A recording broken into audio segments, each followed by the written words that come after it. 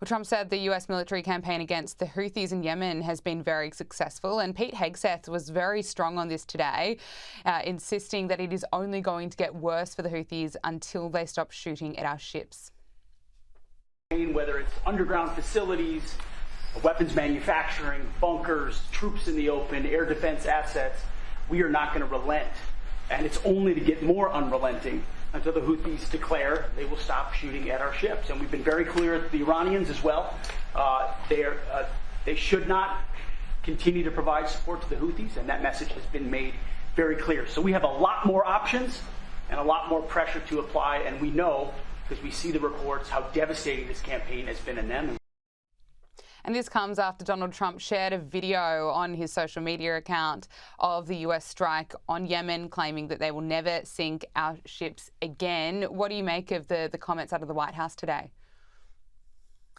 So first of all, Pete Hegseth is awesome, isn't he? I mean, talk about just a guy, just a guy who gets it. I was grinning ear to ear when I first heard that he was going to be named Secretary of Defense there, and I think he's off to a great start thus far.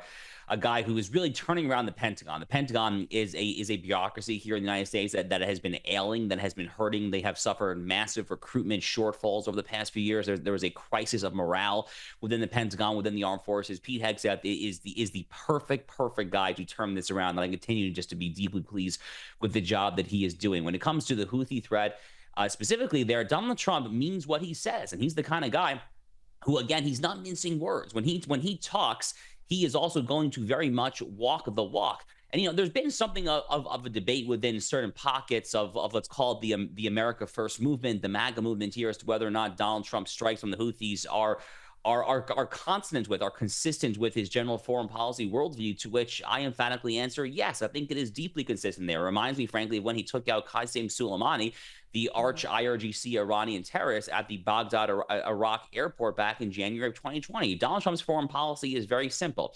He's not looking to start wars. He's not looking to mess with you. But if you mess with the United States, then he's going to punch back twice as hard. Qasem Soleimani learned that the hard way, and now the Houthis are learning the same lesson the hard way as well. The Houthis have fired on hundreds and hundreds of ships, many of which are either flagged by the United States or are going towards the United States, as far as like where the actual destination of the commercial products on board are.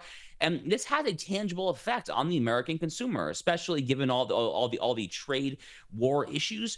Right now, the Houthis are only going to increase prices. So it's not just a local issue. It's very much a global issue as well, given that 10 to 20% roughly of global commerce flows there on the Red Sea, to which the Houthis have taken this hostage. So Donald Trump sees the American interest. He's acting in accordance with that interest there, and I look forward to seeing what he does from here.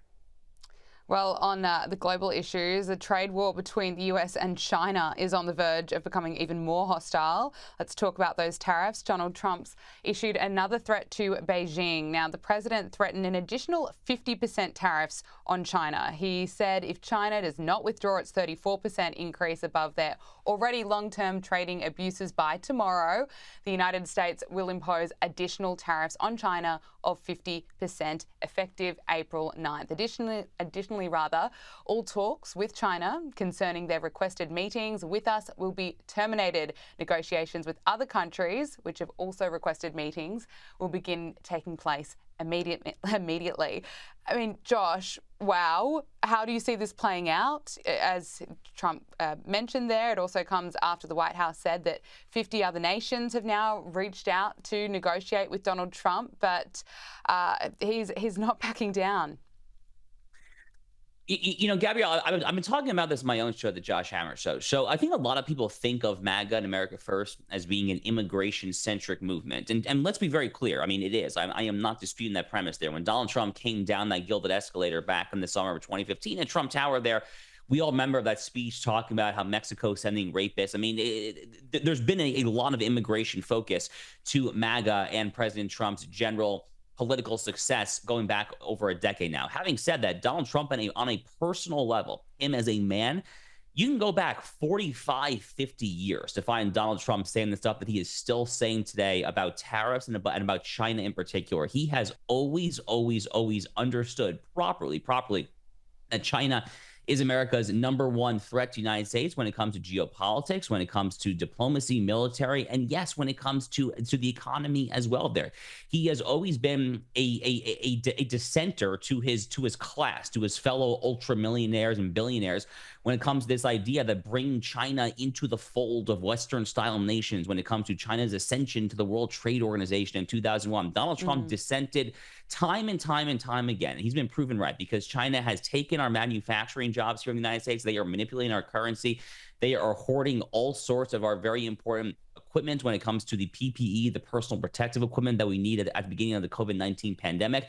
They have a shockingly high control over the very ingredients that go into Americans' basic, everyday, day-to-day pharmaceuticals. And perhaps even most troubling, right now, they are threatening in increasingly bellicose fashion to do a full-scale amphibian invasion of the island of Taiwan, which is home to Taiwan Semiconductor Manufacturing Company, the globe's #1 semiconductor manufacturer, on which Americans are deeply reliant when it comes to everything from our iPhones to our F-35 fighter jets. So, I mean, we've really put ourselves in a pickle, a massive, massive, massive pickle when it comes to this idea that economic liberalization with China could somehow lead to political liberalization. This was this utter academic gobbledygook that was peddled by elites of both parties for decades on end. It has catastrophically failed. Donald Trump, to his great credit, presciently saw that decades before it failed. And he's continuing to put in those policies in place to try to reverse the calamitous failures of globalization run amok. So, people can quibble with parts of the broader tariff policy. He's obviously slapped tariffs on a lot of nations besides China. But when it comes to China in particular, I say go for it. I mean, it is time to duke this out. It is time to try to rebalance our trade with our nation's #1 geopolitical foe this century, which is very clearly the Chinese Communist Party.